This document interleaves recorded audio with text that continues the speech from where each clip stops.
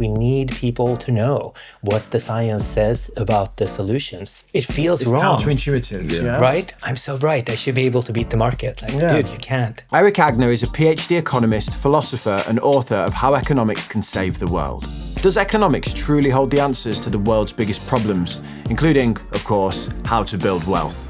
I think we tend to think about happiness as this kind of like big thing, whereas what I found is happiness is like a day-to-day thing of just feeling good. What are we looking at? Like, at the end of the day, we're not just trying to get rich, right, for its own sake. Money is good.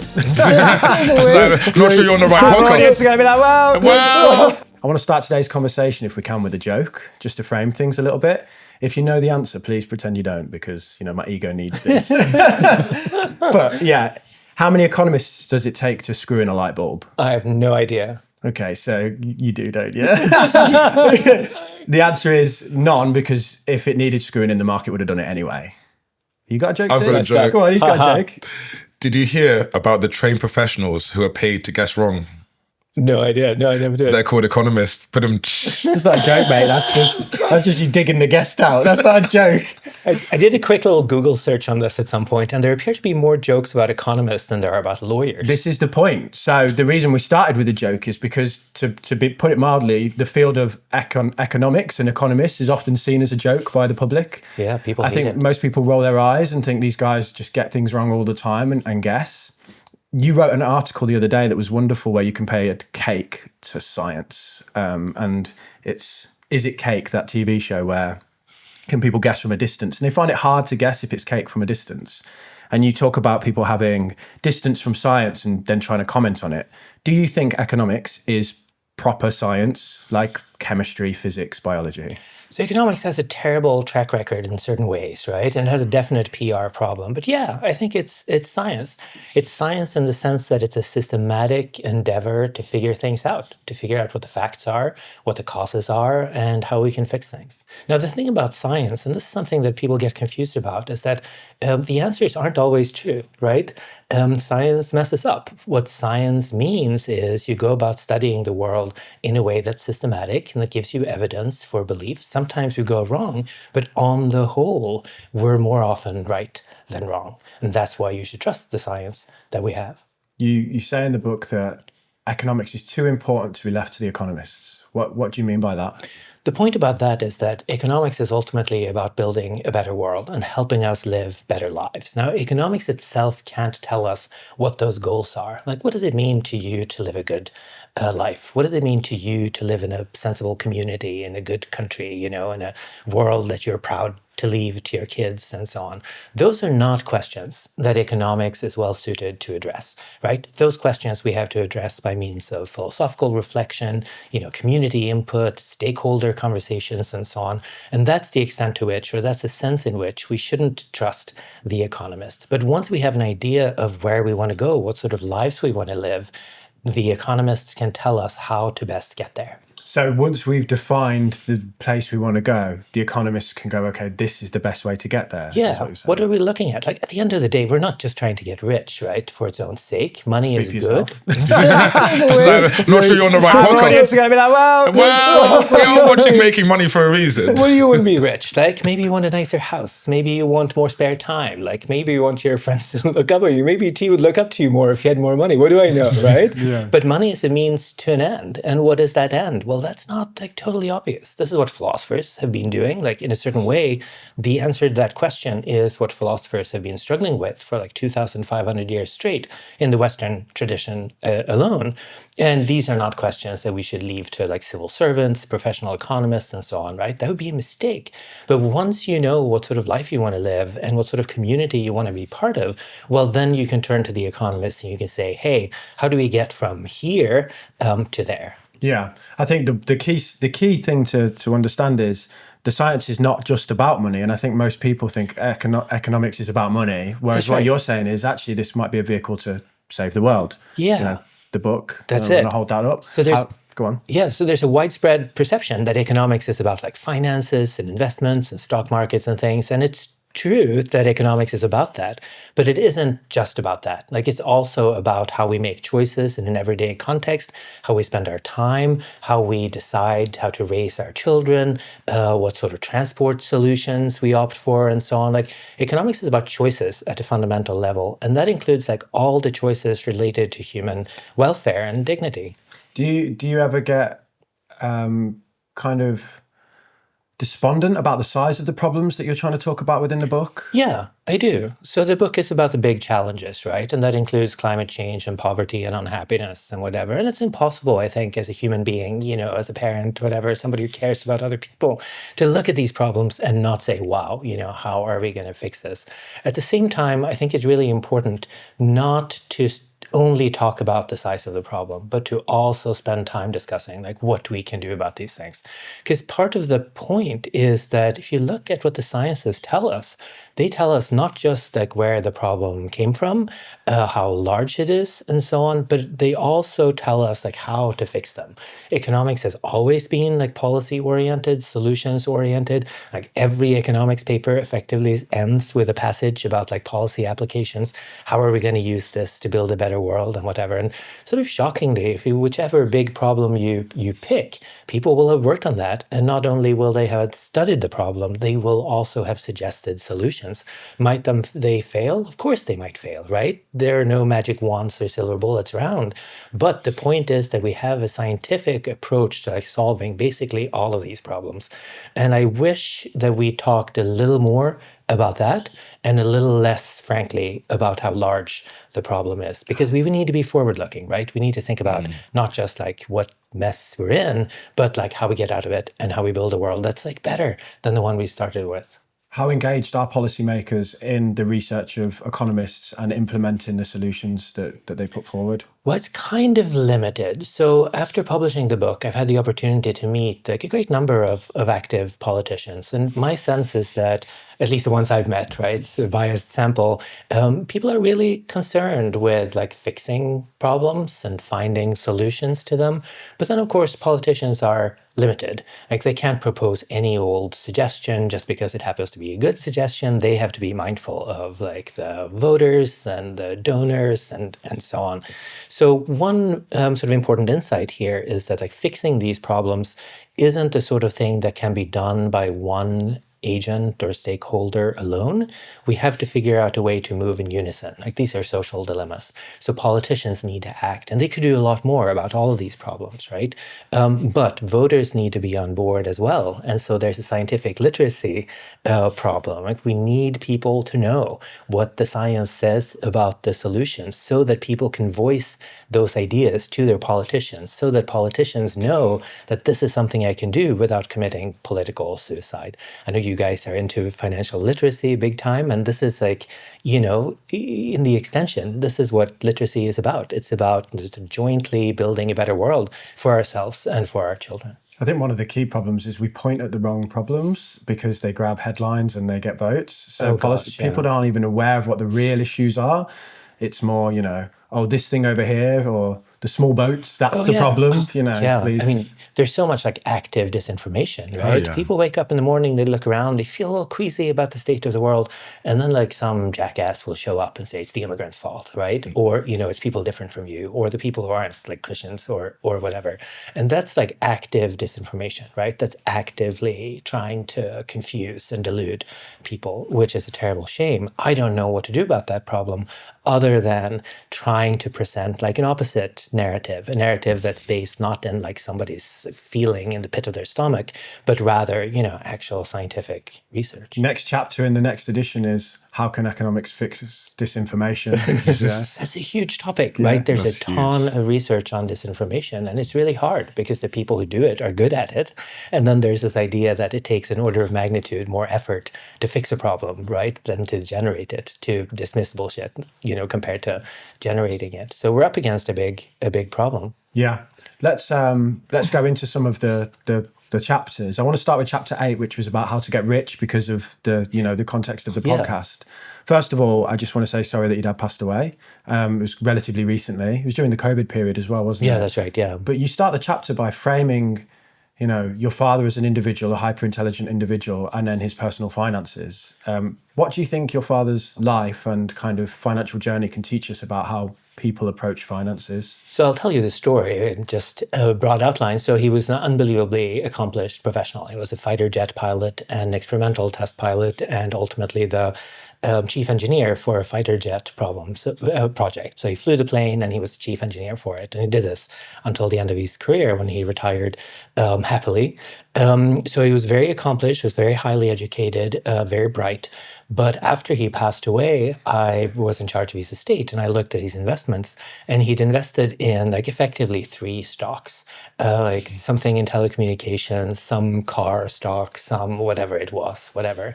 And as a strategy to build wealth or to maintain it, if you have it, it's an absolute disaster, right? It's effectively the worst thing you can do after like investing in real scams and frauds and, Bitcoin and stuff like that, which is like mostly bullshit. No jab there to the gut. To the ribs, mate. Kidney shot right there, mate. Right. And so, he could have asked somebody for advice, right? He had a son who's a PhD economist. He didn't once ask me for advice about like how to invest his money.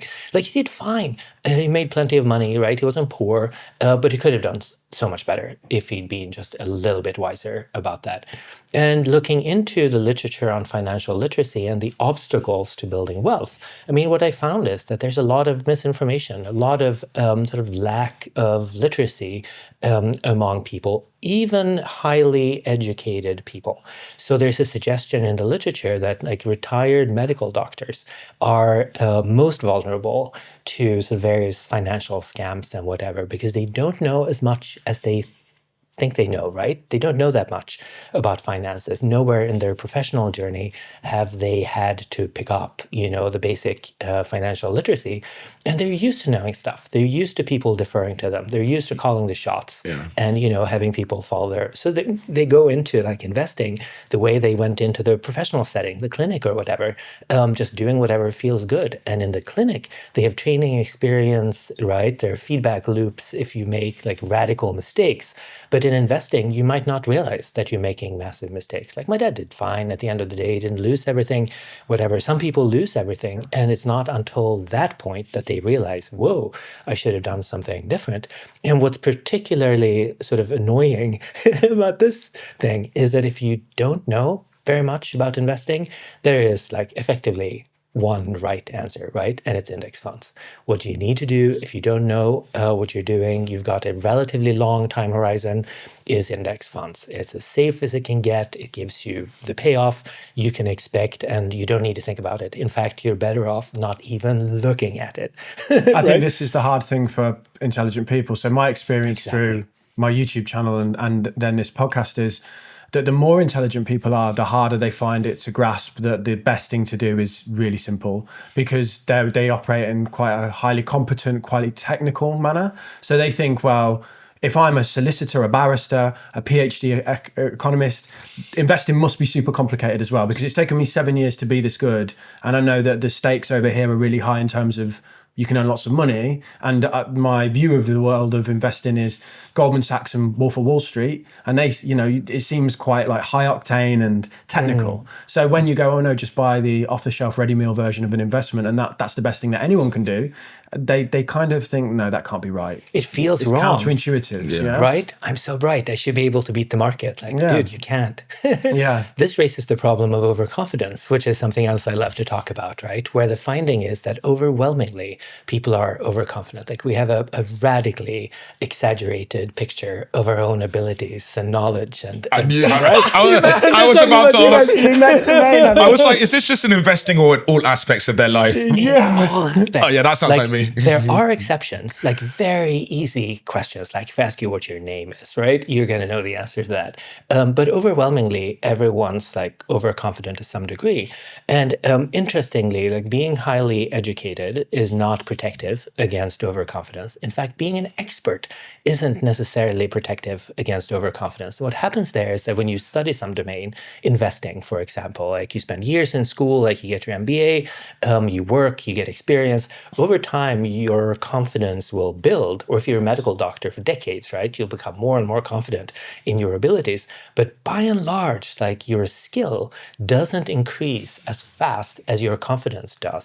And so paradoxically, like people who are experts in a domain can be more overconfident than the rest of us who know not to make judgments about their domain of expertise. So that they might make quick gut decisions that lead to bad outcomes. Like a surgeon might be like, oh, I can just, do that. Oh, I know. I don't need to take that, or, I don't need to order that test, right? Because I know what's wrong with this. I saw a patient like this before, and the problem was X, right? And then it turns out that the problem was Y, and the treatment for X is like actively harmful to people with Y, whatever. This sort of thing happens all the time. And it's really hard. So like I study these things, I write about these things, and I fall prey to it like all the time. So at one point I went to the doctor, I had like skin condition and my face is like very annoying. And so I saw a dermatologist, and like he was across the room looking out of the window as I was telling him like my medical history. And I said the other doctors, didn't manage to cure it because they thought it was this thing and whatever. And looking out the window, he was like, well, the other doctors failed because what you have is like this other thing. And I walked out of there and I was like, wow, what a doctor, right? He could diagnose me without even looking at me. And it wasn't like much later that I started thinking about this in terms of overconfidence. And I was like, wait, what basis did he have for making that judgment, right? He didn't even look at me, right? I assumed because he was so confident that he was competent and that he was right. But that's a fallacy, right? That's a mistake. And it's a mistake that we make all the time. Like in a hiring context, if you're interviewing people for a job, right? Some guy shows up, he's like, yeah, I know how to do that, man. I'm great. I've always succeeded. You can trust me. And then there's somebody else, maybe a woman who says, well, I've never done this before, but I'm a fast learner. I can probably pick it up. You might be tempted to hire the most confident person, right? Thinking that's got to be the most competent person. But that's a mistake because these things don't correlate the way you might want. And if this is the way you go about hiring a team, like your entire team will be overconfident, right? You are inadvertently selecting for overconfidence. And this is hilarious because if you ask managers, like, are you overconfident? By and large, people will say, no, like that thing I just said, no, I'm sure of it, right? I'm not overconfident. But if you ask, are people on your team overconfident? They'll go, oh, yeah, gosh, yeah. I know all these people who are like way too confident. But that's true. And it's the fault of the manager, right? Who's been actively, inadvertently selecting for overconfidence. They say putting the ball in the back of the net is the most difficult thing to do in football. So what is the most difficult thing to do in business? Well, the clue's in our name, making money.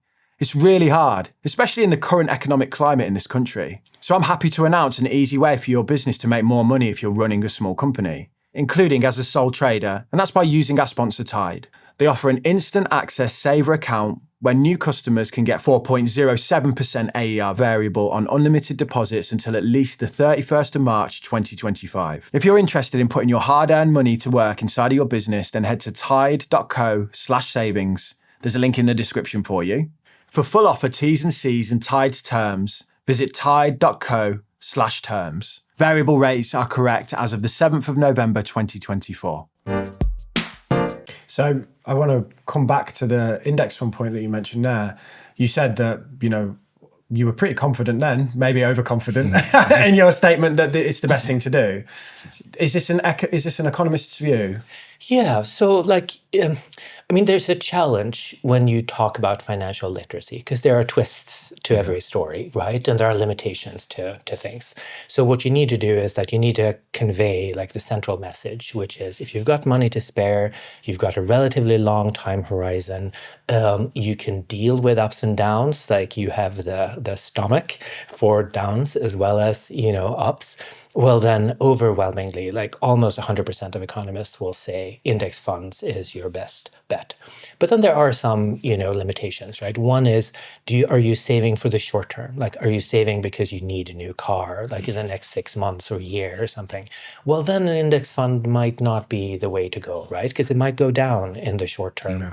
The other thing is, like, if you don't have the stomach for a down market and you're going to go and like take your money back out again as soon as it dips, well, then you're almost certain to lose money off of the index fund, right? So you shouldn't be doing that. But if you've got a long enough time horizon, like if you're young, you're saving for retirement, or you're mid-career, you've got like a stable retirement plan, you're saving for like some extra fun in old age, well, you're good, right? If it's for the short term, you should probably do something else. I think what's important to define here as well is what an economist means when they say the best.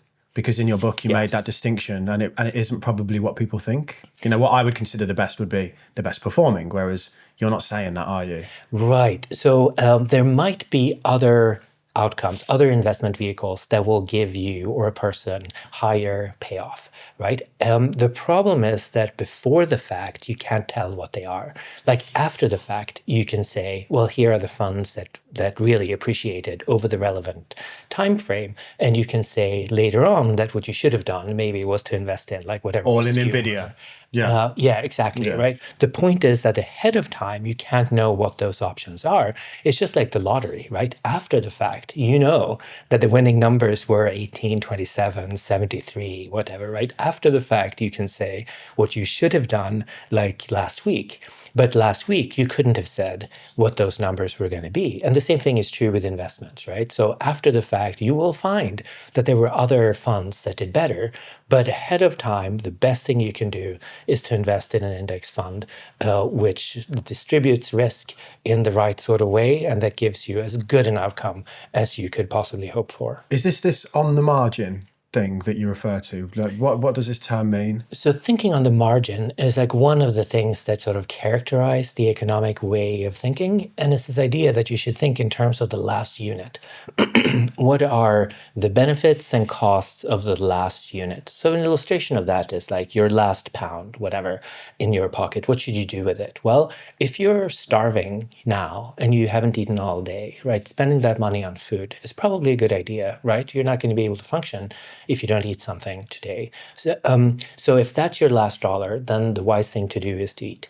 But if you're already like comfortably off, you've paid the most important bills, you're fine, the investing that pound in more food is not going to do you any good. It might actually cause you harm.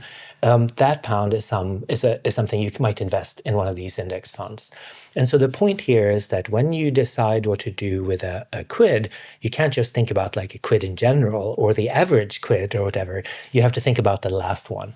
And that's thinking on the margin. It's an incredibly powerful way of thinking about the decisions that you're making. It's not totally intuitive, which is why we teach it in economics departments.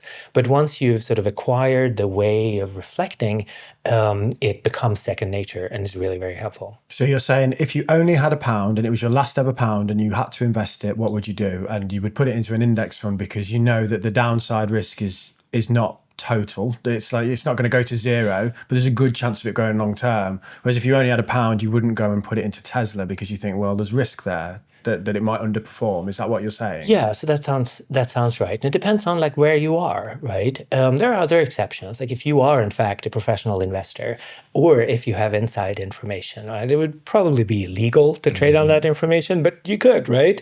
It might be. We got camera. Have you got some of that?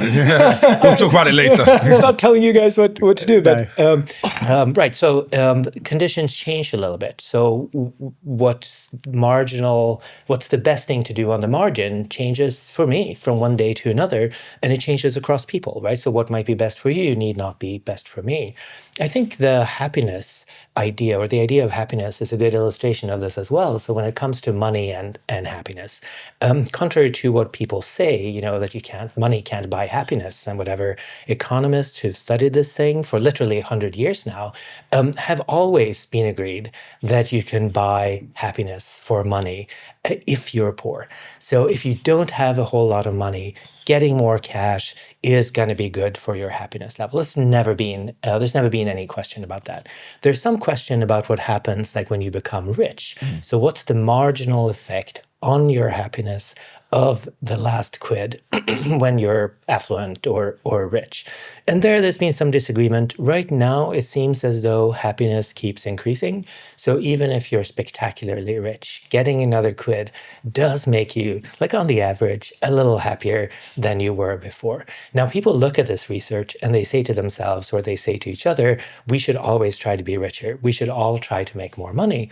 And that's a mistake. Why is it a mistake? Well, it's a mistake because like the marginal effect of that quid goes down, right? The more money you make, the smaller the effect of that unit of money on your happiness, right? It may be that when you're rich, you should be spending it on something totally different. Like the last quid might be better spent on, I don't know, a day in the park with your kids, or, you know, a gift for your mother, if you're fortunate enough to have a mother still alive, and so on, right? Thinking on the margin is critical for knowing like when to quit.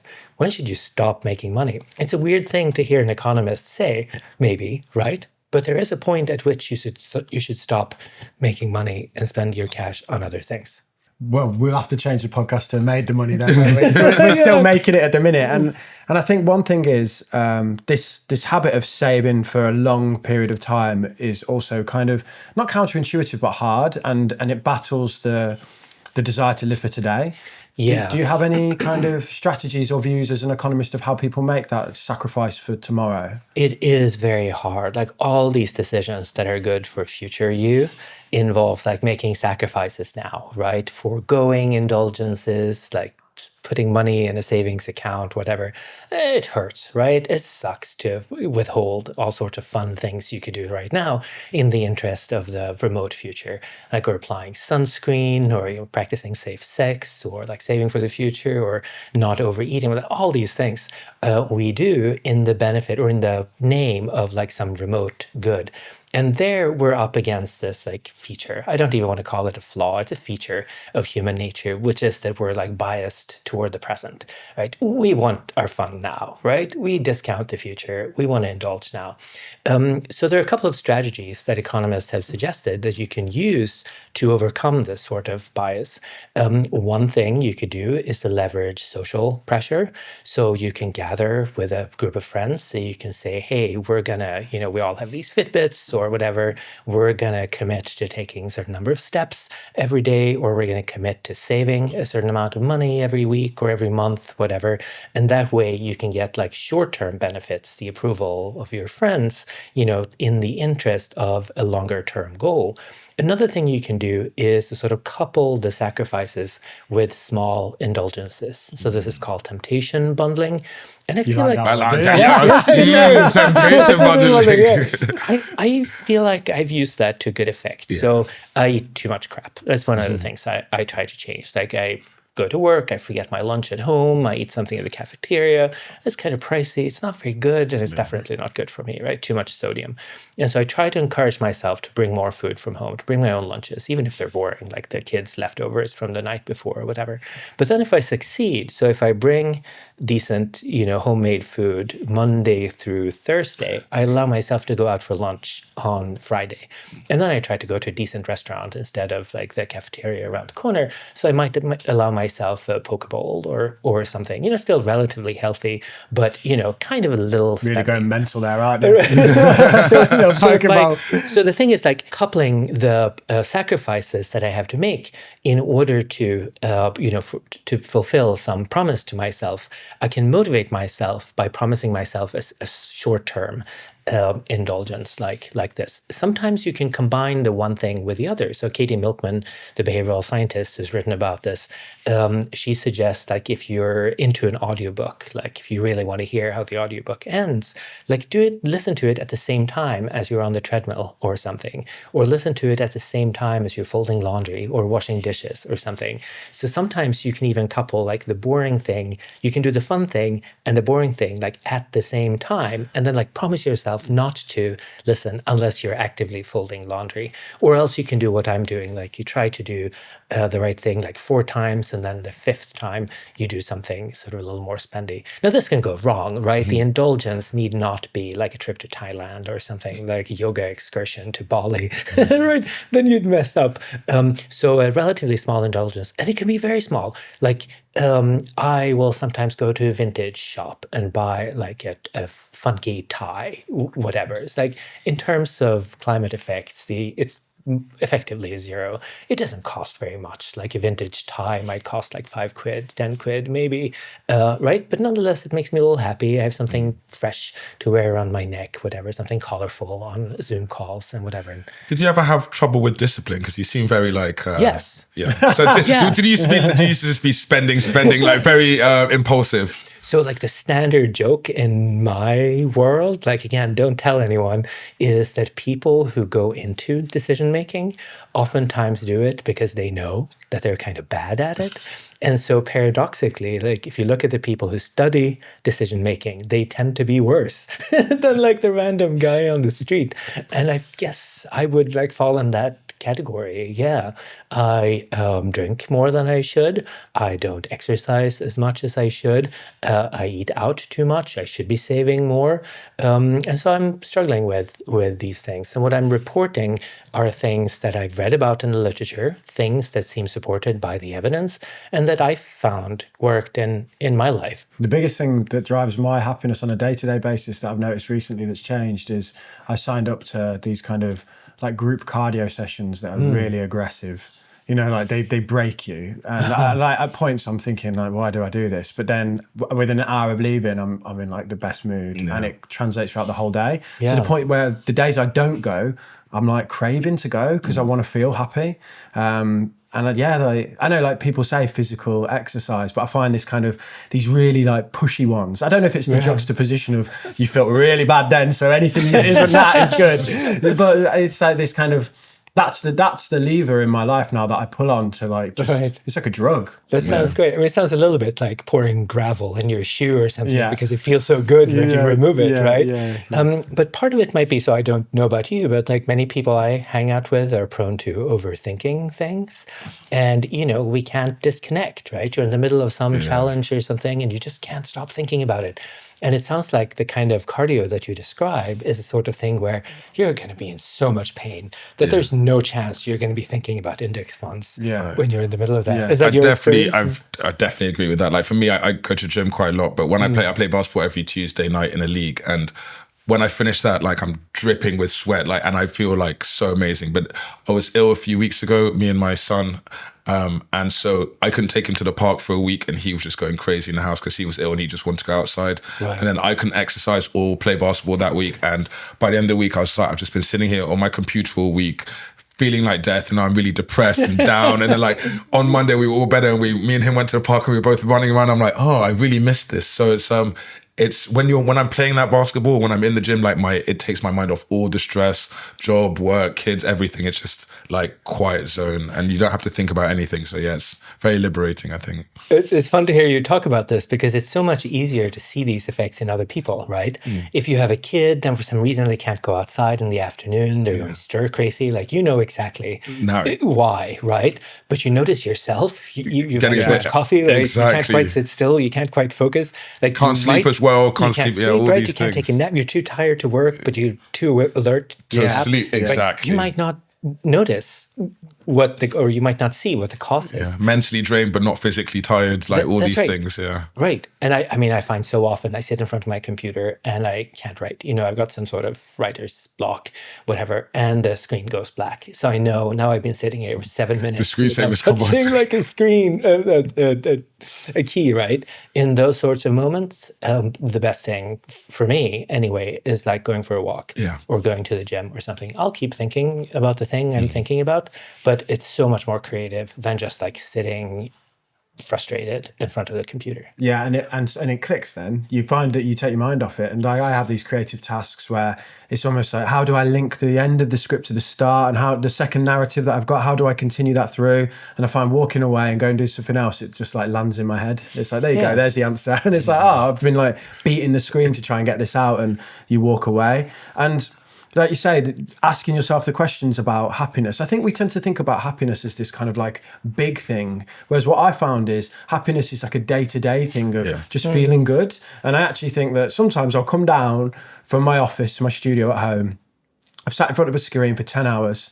Screen time is, across 2 devices, I've clocked 16 hours worth of screen time. Like, and it's like, what do you want to watch on TV? And I sit down and I'm like, why does my life feel so crap? And then I just go for a walk for half an hour and I'm like, bang on the show. Right. Do you know what I mean? Like, I'm ready for it now. And it's, you feel almost, you're not sitting there going, it's just that you need to go outside and touch grass. I started going to the pool, which is really nice. It's kind of a soft kind of exercise. It doesn't hurt your knees or elbows, the way basketball. Good for recovery as well, yeah. And I think the most important thing is that you have to lock your phone away, right? When you enter, you lock you your don't phone have up, your phone. and then you go into the water and you don't even think about checking your email or, Twitter or something, because you can't.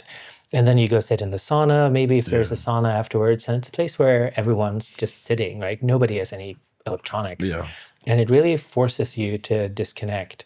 It's wonderful. I find the most peaceful point is underwater. When I get to the pool, just dive underwater and I try to swim underwater as long as possible. And it's just like you're in your own world. No one can talk to you, no phone. It's very peaceful. It's like sensory tranquility. deprivation. Tranquility under there. It's nice. Yeah. Why are you looking at me? David's like, what is this guy talking about swimming pools? No, in my head I was just thinking I would love to be at your pool, just go dickhead and get When I come up for air. like just under the water, like I just swim past in your little, like the Nirvana my baby. little goggles as well. Yeah, just call you out. Way to make both of you happy at the same time. Yeah, it would make me very happy. I was thinking that would make me so happy just to ruin his little moment.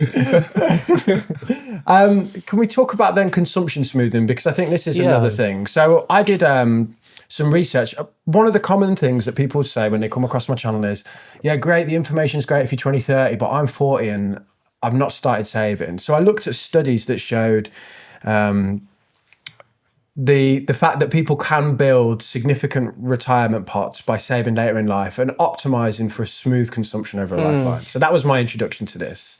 But could you explain what it is and kind of how it can work?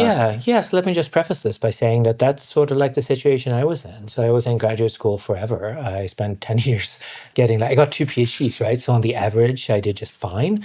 But I was like in my mid-30s when I was done with school. And then you're a philosopher, you don't make a ton of money, like especially early on and whatever. I didn't have a nest egg in my mid-30s. I started saving in my 40s.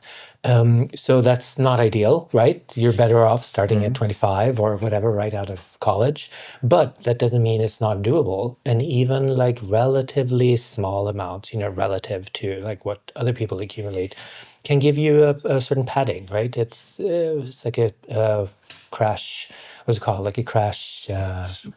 Gosh, I'm blanking on the word now. Like the safety net. Safety blanket. No, I mean the pillow that. Foam, like the impact that foam. fills up with air. Airbags. An airbag. The airbag. Yeah. So thank you. So let me Some random voice rewind. from now just blurt that out. Gosh. So let me rewind. No, it's good. Keep going. So even like a relatively small amount of money provides a little bit of a cushion. It acts like an airbag if something happens, right? You get an expenditure, like you need some dental work or whatever, like you can depend on that. So you need to not be intimidated by the number you think you should have it in your bank account like right now, but rather just like get started and do what you can. And over like the 10-year, 20-year time frame, you can still accumulate like sizable chunks of money. So the first thing is like not to worry too much about that and just focus on the future. Consumption smoothing is this idea that like you want to keep your consumption like relatively stable over time. So some people have, or for many people, like our income varies. We have periods when we don't work, we might be unemployed, we're studying early on maybe. If you drive an Uber or a cab or something, you might have good day and bad days. But nonetheless, you want to have lunch every day, right? Even if you're a cabbie and you have a terrible day because the weather is lovely and nobody's going places, you wanna have lunch.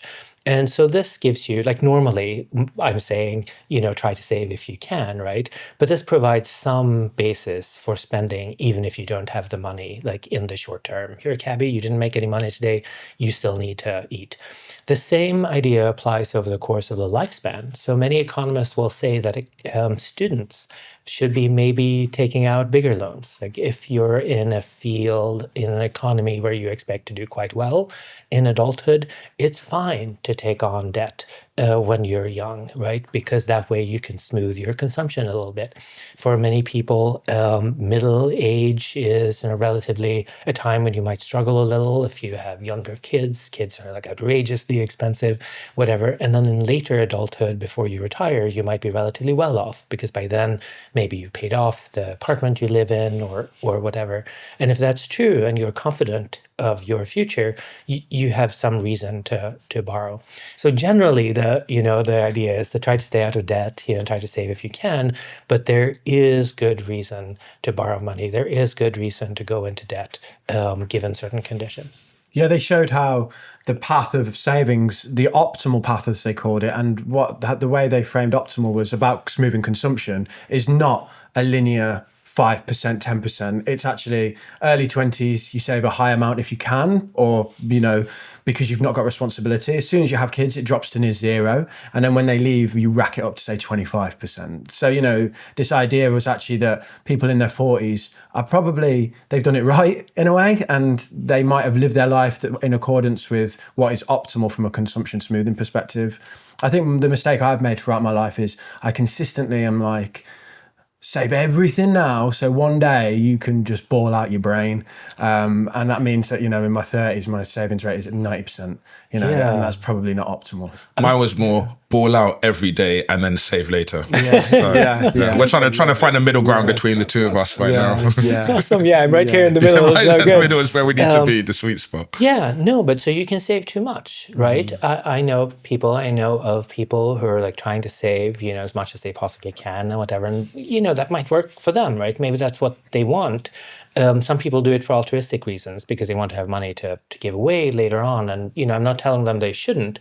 But for many people, it makes sense to go into debt, like at certain stages of your life, provided, of course, you save at other times. And it's on the right kind of spending. So it's an investment in education or whatever. It's not just buying Prada handbag. Right. Yeah. So getting an education, right? For some people, getting a car is an investment. It's a way for you to make more money, to get a better job, more fulfilling life, and so on, right? And then going into debt makes sense.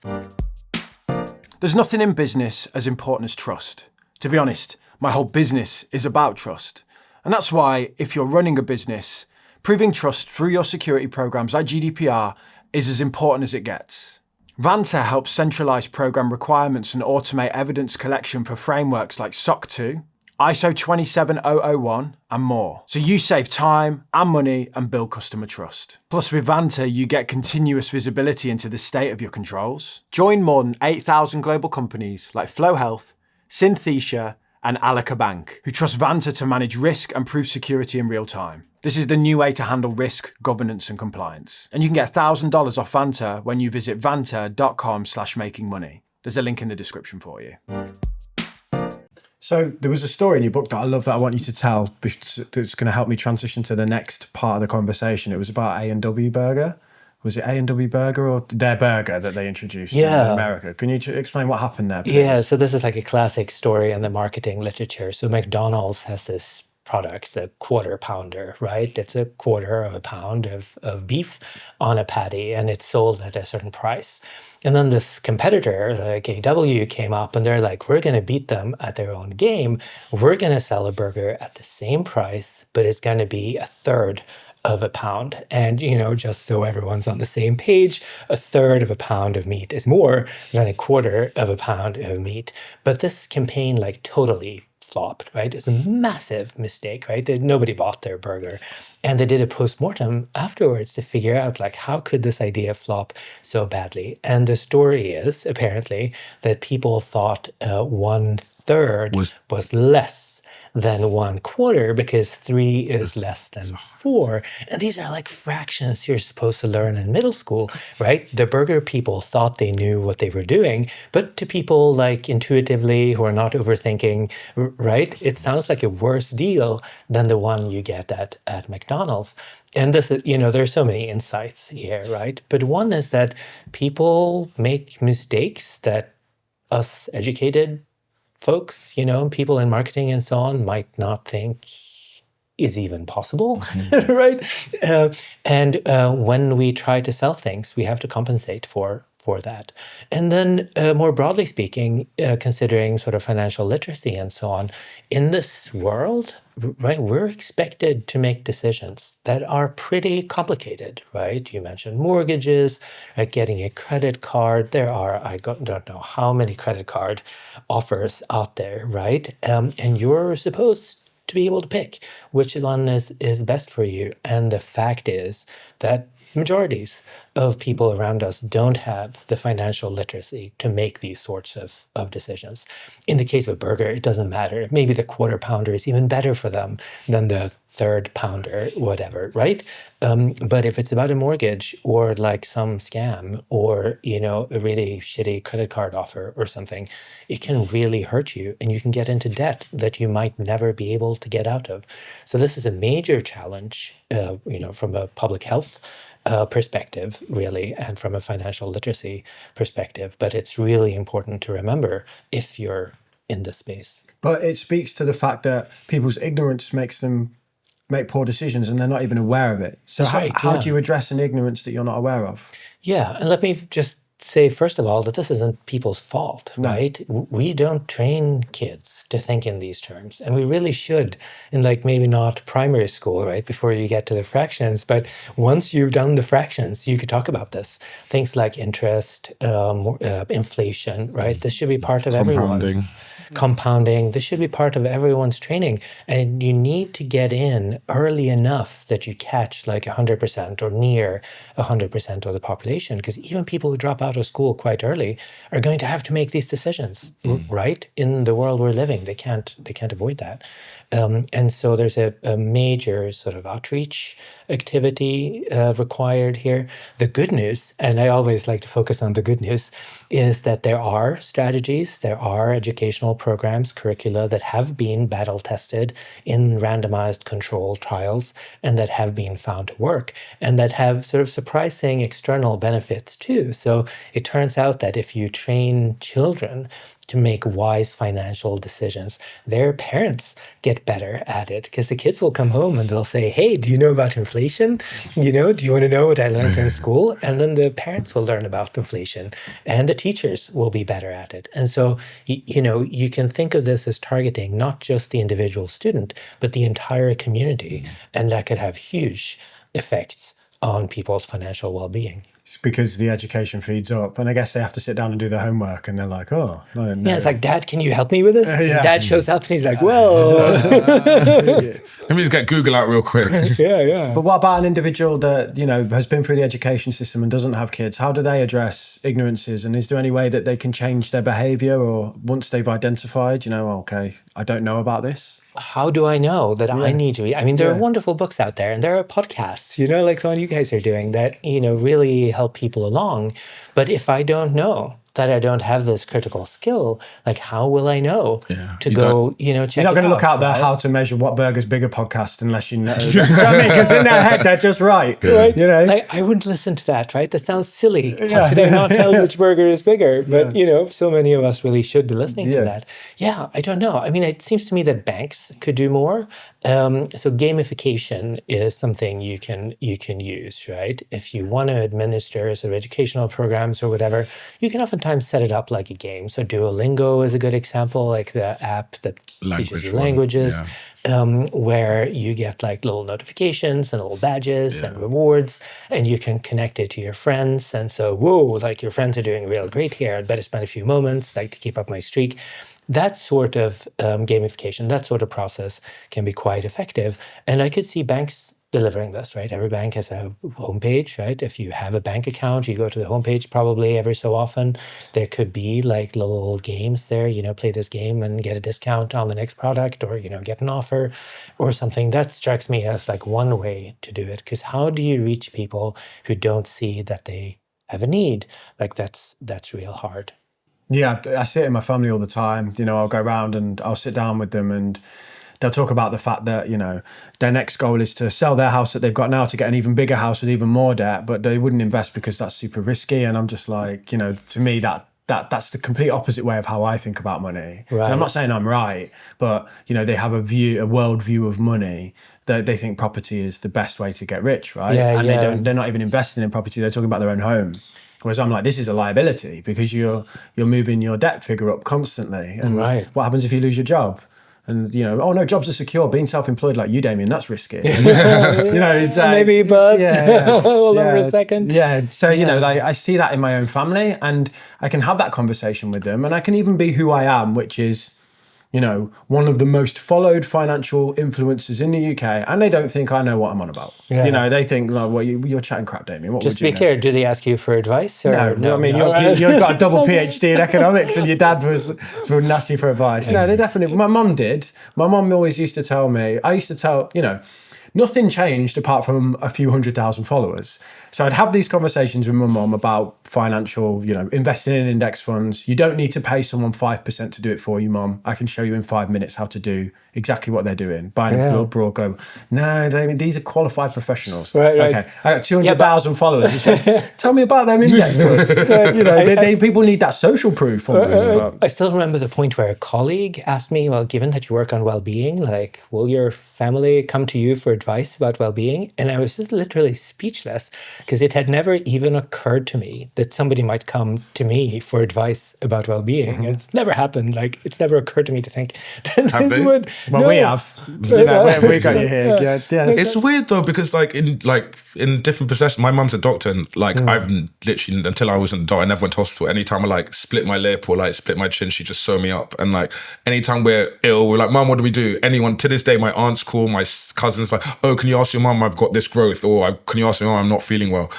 So people look at doctors and psychologists for guidance. So you think that they would... I think it's the qualification, the hard science again. So with doctors, I think the whole world is pretty much on board that Western medicine, and someone who's been through that process probably is someone you should listen to. Whereas often the incentives of the financial advisors are they want your assets under management and they're not actually aligned with what the individual wants. I will say in fairness, there are lots of frauds out there, right? If you sample, if you Google financial advisors or health advisors or well-being advisors or something, the people that might come up might be total frauds. And so in a sense, you might be better off not trusting the people you find on the internet. Not you, Dama, right? Obviously, they should trust you, right? And you too. Yeah, that's right. But there are so many dishonest actors out there offering pseudo profound bullshit and supplements and all sorts of things that are proven not to work, right? So that's something we're up against, and it's true in my discipline as well. I think the part of why economists have such a bad rap is that people judge the discipline of economics based on the people they see on TV, in ads and on news shows and whatever. But who are the people you see on TV? Well, oftentimes they're think tank people who work for organizations who are literally paid to push a certain view, right? They're not there to tell you what the best argument is. They're there to push a view. Or you have economists working at banks. And these are salespeople. They're trying to sell products, right? They're not representing the science of economics and this and that. Serious economists typically don't make waves. And trying to identify who the serious people are can be hard if you're not yourself an expert, right? So there's a paradox there. Figuring out what the good advice is hard if you don't know. You reference a paper within some of your research, and I went and read the paper. It was amazing. It was one of the best explanations of why get-rich-quick schemes are all bullshit. And it's the whole the £500 on the floor. What's it called? I can't remember. I've got it written down actually. Deirdre McCloskey. The theorem of modest greed. Yeah. So could you just explain what that is? And I think that will help people realize why if someone's promising you they've got a way to get rich, it's probably a load of crap. Yeah, so this is due to economist Deirdre McCloskey, who says that, do we find 500 quid bills on the sidewalk? No, we don't, right? There aren't any 500 quid bills sitting around on the sidewalk. And the reason is that if there were, somebody would have picked them up, right? All the major opportunities to get rich quick aren't there anymore, because if they existed, somebody took advantage of them and took them away. And this is why, like, if you get emails like I do, buy into the scheme, I can get you rich quick, invest in retirement homes, Bitcoin, like blockchain, Trading, whatever it everything, is, yeah. right? They always make me laugh, because if you found a way to get rich quick. Why would you tell everyone? Why are you emailing me about it? If you found £500 on the floor, you wouldn't go to a guy and go, give me 20 quid, I'll show you where there's £500 on the Exactly. floor. You Every day there's 500 quid there and I'll show you where it is. You just pick it up. Right? So this, like, the logic is like so obvious once you think about it for like 5 seconds. And this is like effectively all get rich quick schemes. This is what they're like, right? There are no opportunities like that, because if there were, people would take advantage of them. So yeah. Then we're saying in his exercise class there, some people are like, oh, drop shipping. It's like you can make loads of money. You just be the middleman, order for someone and then deliver it somewhere else. And it's like, if it was that easy, everyone would be doing it. But you just keep seeing the YouTube ads, people talking about it. Now, the challenge is that some people really do get rich off of these things, right? But it's like the lottery, right? After the fact, you can tell somebody got insanely rich by trading in Bitcoin, right? Somebody else got insanely rich, I don't know, insider trading and whatever. And then after the fact, you say to yourself, hey, I can do that thing. But they took advantage of an opportunity that doesn't exist anymore. And we're sometimes fooled by sort of the narrative, right? Whoa, here's a dude on TV, he got rich. He's telling us how he got rich. Now I can do it too. Nice guy. But you should assume that that opportunity is not there anymore, because he took advantage of it, right? And the reason why he's on TV telling you is that the opportunity isn't there anymore, right? Otherwise he'd be out there taking advantage. Or that it's not that easy. So, I could sell a course on how to become a YouTuber, and the answer is start a finance channel in a global pandemic and then do 100 hours a week of work every week for the next 4 years. Yeah. And like people would be like, oh, that doesn't seem very easy. Because it's not.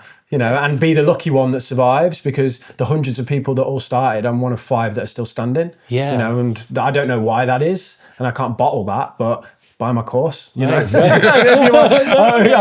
glad you're doing this instead of that. Yeah, but that's what people do. They go, I've now got the secret to YouTube, and the secret is, do this, do that. And actually, no, it's just you're a lucky moment in time, and you've got survivorship bias on your hand, because maybe you're a little bit more dynamic on camera than some of the other competitors. I mean, this is the challenge we're up against, right? The kind of wise, sensible investment advice that you get out of serious economics is kind of boring, right? Save when you can, make sure you're up to speed on your financial literacy, invest in index funds, don't look, right?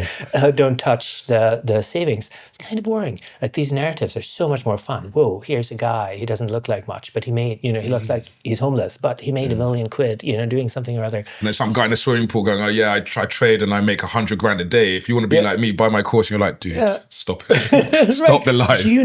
Not to trust that, but it's compelling. And it's not just like schemers, on the YouTube and the internets. It's like business schools. I don't want to diss my colleagues in business schools, but so much of the education is like narratives, right? It's like stories of successful business people. And much of that is like useless.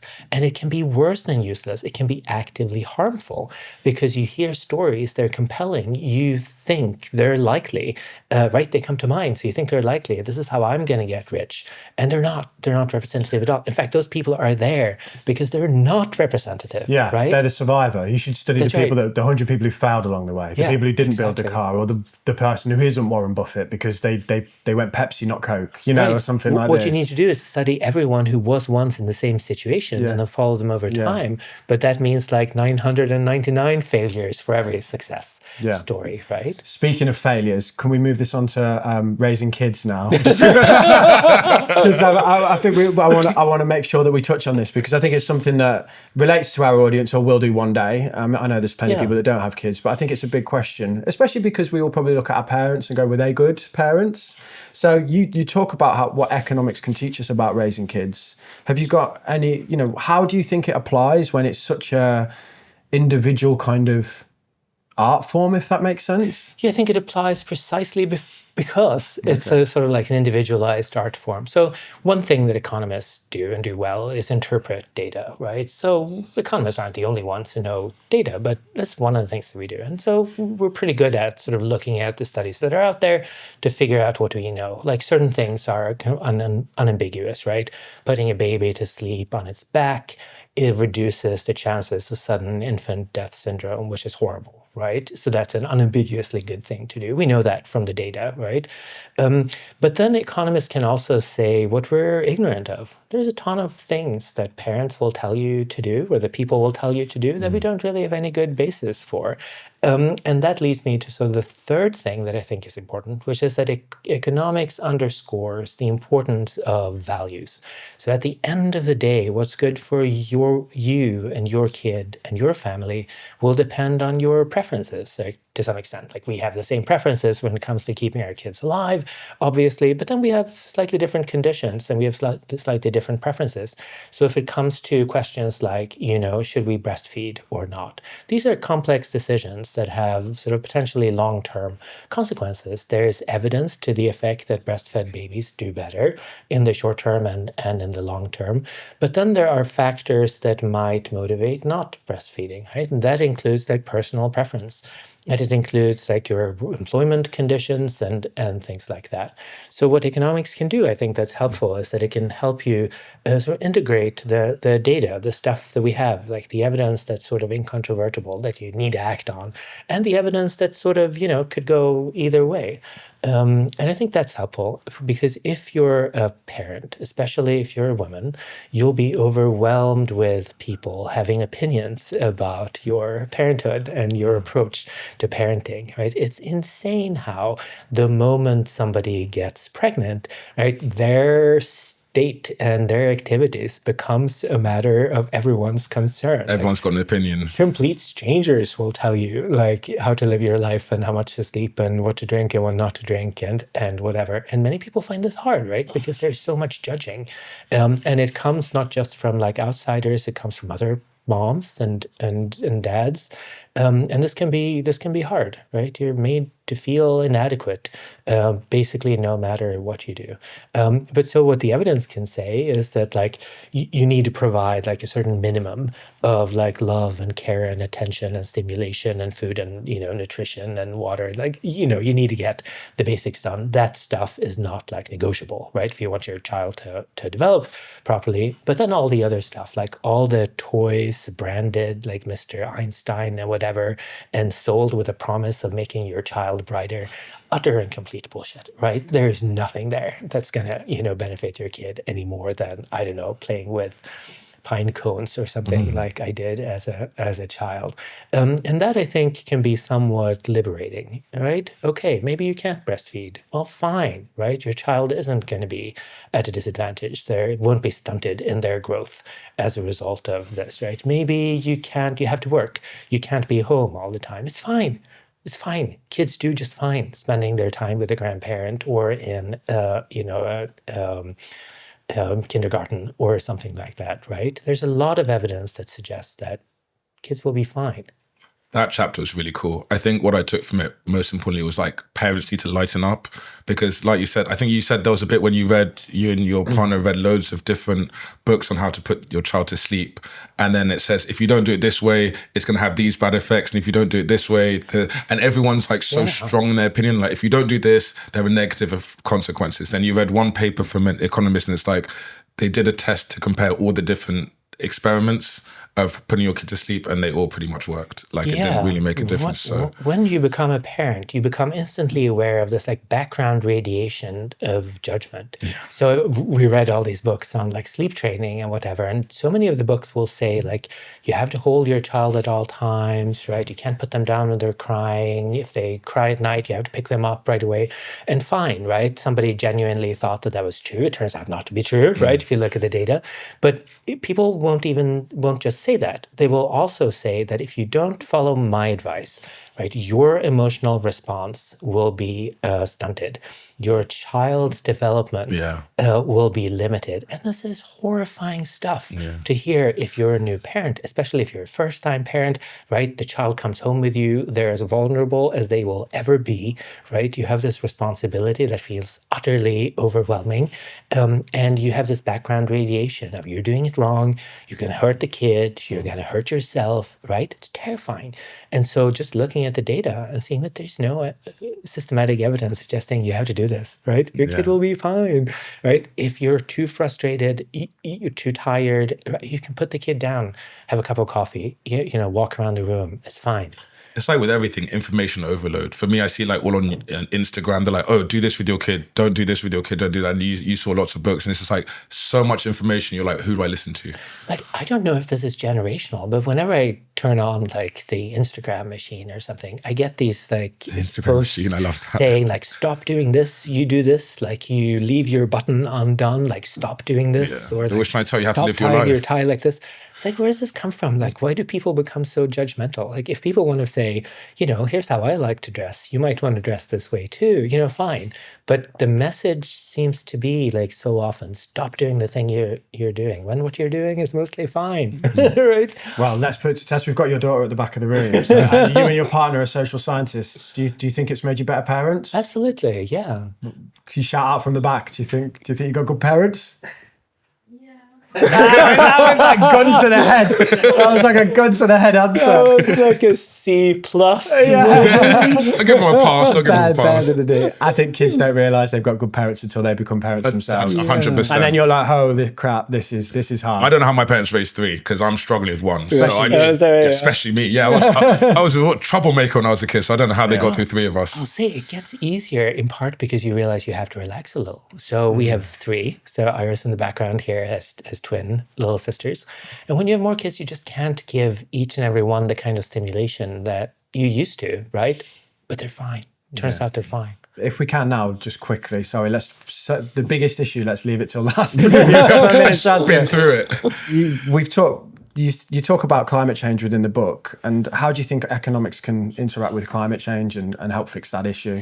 Well, one of the things that economics can do is to underscore that there are solutions to this. So if you ask economists, like overwhelmingly, 99% or something, will say that the solution is a carbon tax.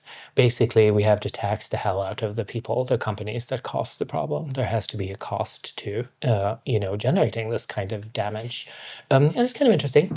Some of the jokes about economists are sort of based on the idea that economists can't agree. But in this case, like almost everybody agrees on this. And the idea is that just like with crime, we can't just hope for a future where people stop committing crimes, right? We have penalties, right? We also hope for a future where people stop committing crimes, but we have penalties. There are jails and fees and things.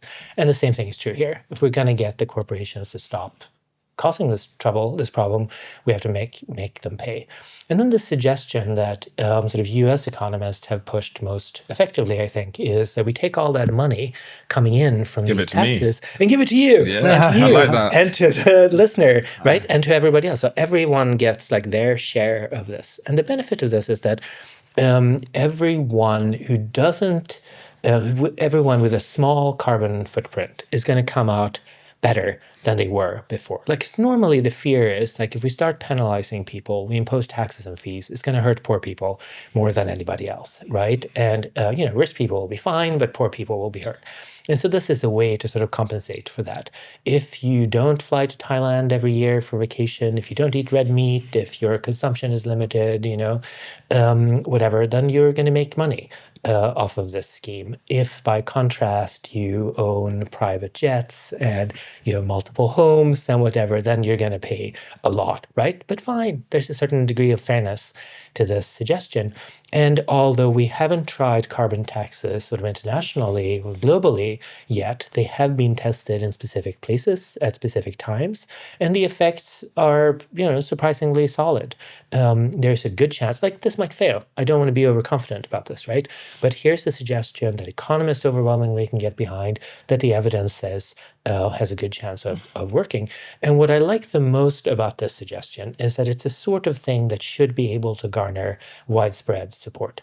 So if you're part of the green movement, you want to fix climate change, well, hitting the corporations where it hurts, the bottom line seems like a good idea, right? This is how we're going to fix the problem. If you're like a left-wing liberal, this is going to benefit the poor, fine. If you're a conservative, you might appreciate the fact that this preserves the role of markets, right? This does not intervene on or interfere with markets in any way other than internalizing this cost. So we'll still have markets, we'll still have individual decision-making, we'll still have corporations and so on. And if you're a Christian, well, you might think that we're here to take care of creation, right? And this is a way to take care of creation. So what I think is most appealing about this proposal is that even if you and I disagree about fundamental values, we might be able to get behind this particular proposal. And it's something we could implement tomorrow, right? We know what the solution looks like. And so if I may end on like a positive note, I think it's important that we talk about the challenges that we're facing. I'm not here to sell like rose-colored glasses, whatever, but it's also important that we talk about the fixes. And we know what so many of these fixes look like, right? We could do this tomorrow. We don't need to overthink it.